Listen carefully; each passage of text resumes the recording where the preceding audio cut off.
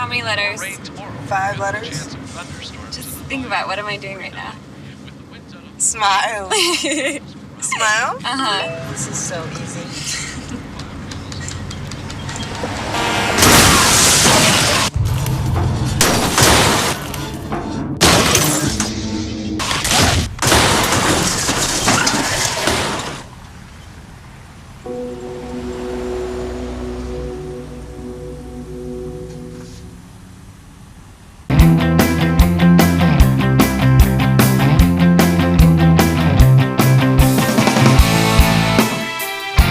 Good afternoon, Lakers. And welcome back to another edition of Laker TV. And Chastity, Thanksgiving break is upon us. We only have 2 more days of school left until we get out for almost a week. I know, Kaylee, and I have so much to be thankful for this holiday season, especially with all of the disturbing things that are happening around the world, which leads us to our top story. Unfortunately, the top story around the week revolved around incidents of terrorism. In particular, a series of events in Paris, France that killed 129 people a week ago today. And Islamic terrorists are claiming responsibility. Meanwhile, here in the United States, many are pondering the question, are we next? Producer Josh Connor is standing by now for this special report on the threat of terrorism.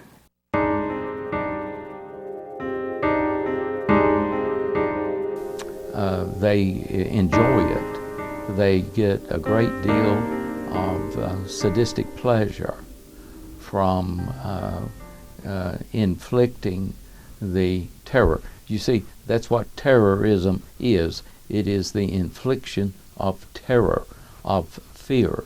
They enjoy, like those guys in Paris over there in that entertainment hall where that concert was taking place. And people were down in the floor and they were shooting them. They enjoyed watching the terror on the faces of those people. They enjoyed watching those people die. That was Dr. Winfield Rose, Murray State University political science professor, talking on the recent terror attacks in Paris, France. Sadly, these sorts of attacks seem to be becoming an everyday occurrence. The rise of the Islamic State and other radical jihadi organizations around the world has created an atmosphere of fear across the globe, and that's exactly what they want. I discussed with Dr. Rose the goals of these terrorist groups and whether or not Americans should be concerned they could be their next victim.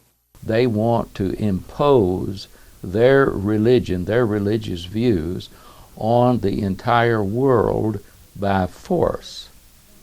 An attack in the United States will happen.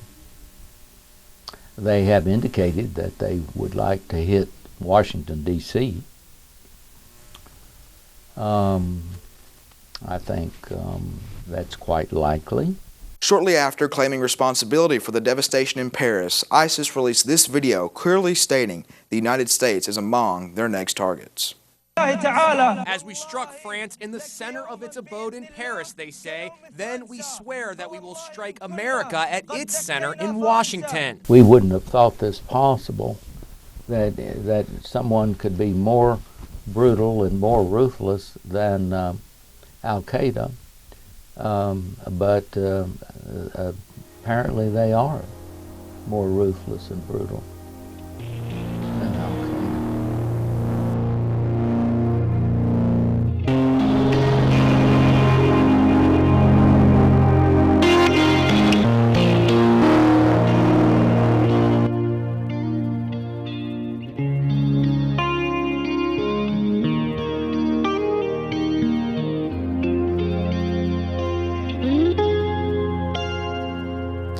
Wow, it's scary to think about things like that happening here in America.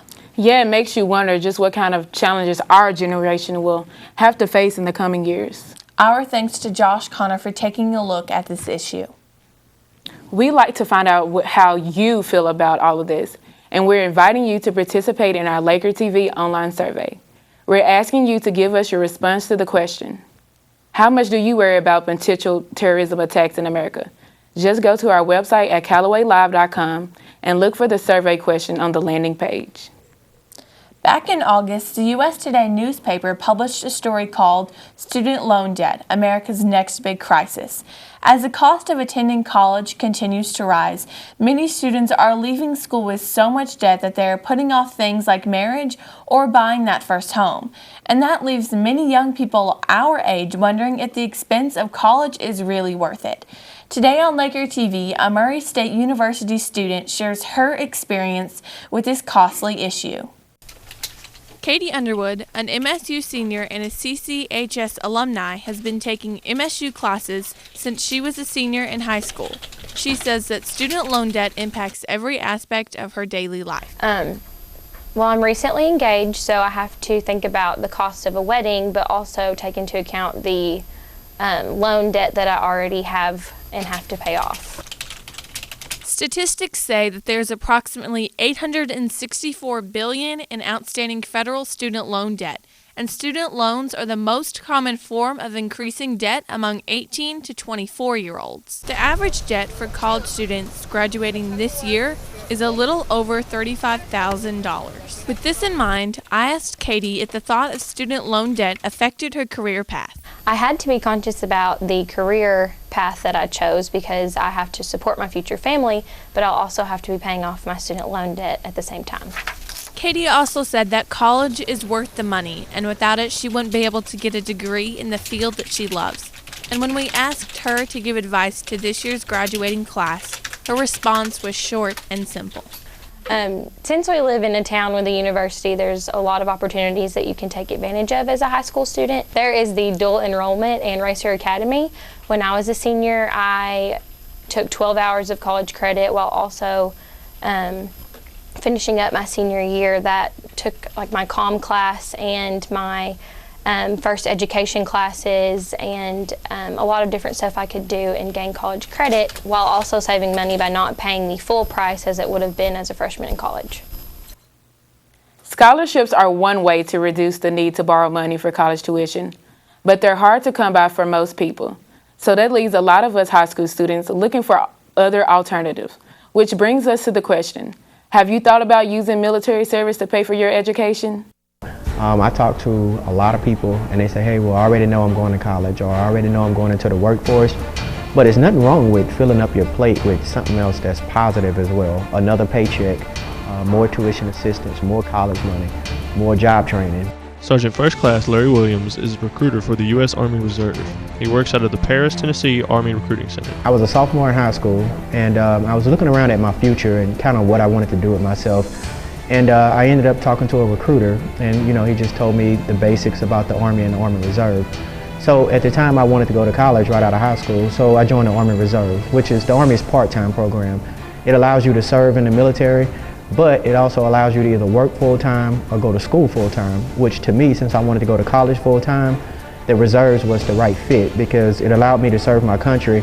It also put some college money in my pocket, but it also allowed me to go to school full-time.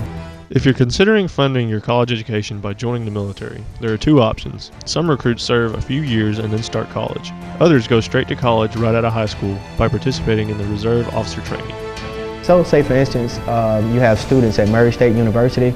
They're full-time students, but one Saturday and one Sunday a month, they'll have to go to what's called drill or battle assembly.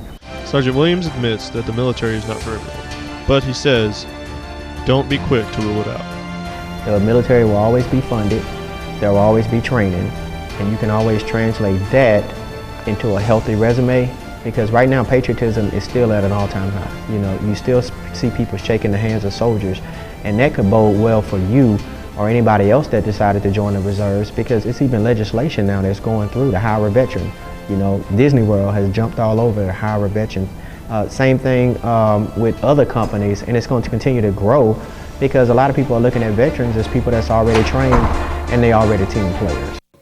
Coming up after the break, we'll take a closer look into Adoption Awareness Month. And we'll spotlight a couple of very special Laker athletes who have chosen to further their athletic career into college. Don't go anywhere, Lakers. We'll be right back. This new dad is picturing a tree house in the sky, but he's ignoring the instructions. Good luck, big guy. His kids know that he's building without a clue. Never been so good with nails and glue. Now we're trapped inside a box. I hope mom knows what to do. Mom! See, you don't have to be perfect to be the perfect parent. Thousands of siblings in foster care will take you just as you are. You can view Laker TV and Calloway Live events on our website at CallowayLive.com and follow us on Twitter to receive programming alerts at Calloway Live. That's Laker TV at Calloway Live.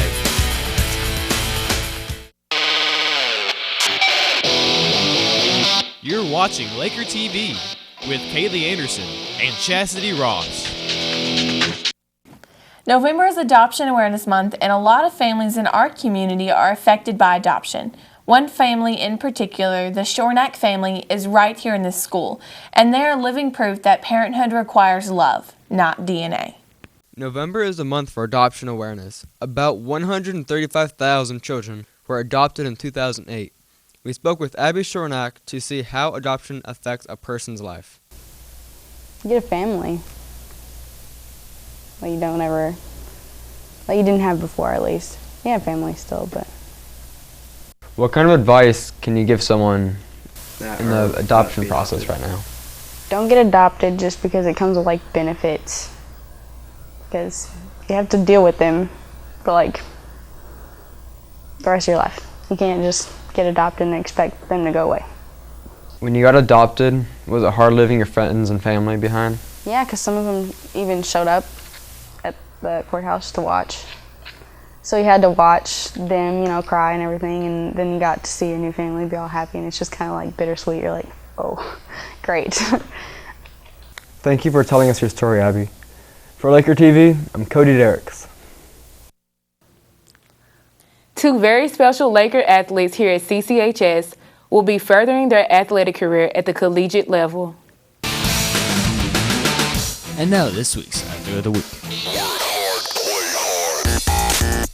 On Friday, November 11th, Erlina Sheets, who is one of our region's top players, received a golf scholarship to Murray State University for her achievements. Well, over the summer, the coach had taken me on a college visit to see, Murray State, the campus and everything that you don't know outside from just being around town, And then she took me to the golf course where the locker is, and then she showed me the locker, and she said, envision your name on here, and I think that kind of just sort of helped me to choose Murray State as the college I wanted to play at. And on Tuesday, November 17th, Lily Lowe, who is a state champion high jumper, received a track scholarship to the University of Hawaii. Well, when choosing a school, a lot of factors came into play. Mainly my coach, having a good relationship, the teammates, the atmosphere I was going to be in, and just having people who were going to keep me grounded where I was at and make me feel comfortable with the move. Congratulations, ladies. Great job representing Laker Nation. For Laker TV, I'm Bradley Smith. It's back again. The Princess and Superhero Breakfast is this Saturday from 9 o'clock to 11 o'clock in the Front Commons.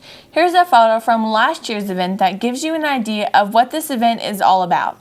A select group of FBLA members have been working since August to produce this event, and we couldn't be prouder of them. There will be an abundance of activities for the kiddos, from snowball fights with Anna and Elsa to boxing with the Hulk. The target audience is 3rd grade and down, so everyone make sure to bring your families out to the breakfast tomorrow. It starts at 9 a.m.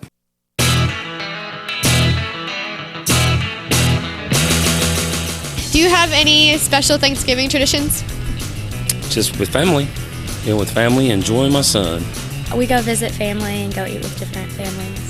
Yes, we go to my parents and have all kind of turkey dressing and eat till we're full, and then watch football.